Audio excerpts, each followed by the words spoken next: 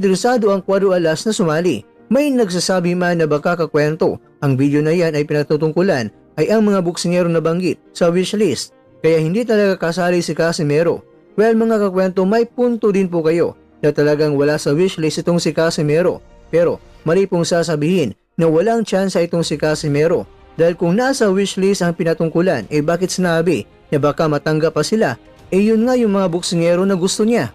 Kaya kung trip nga ni Alalshek ang boksingerong ito na may kartada na 1 win at meron ding 1 knockout, talagang masasabi mo na kahit na hindi undefeated itong si Casimero ay talagang mas bigatin pa kung ikukumpara mo yan sa boksingerong ito. Pero ganun pa man mga kwento, kung magawan talaga ng paraan na makakontak ang Team Casimero sa Big Boss ng Saudi ay malay natin, papayag yan. Kaya kung magawa ng paraan na makakontak ang Team Casimero sa Big Boss ng Saudi ay malay natin, papayag yan. Malay natin ang wish ni Casimero ay maging katuparan.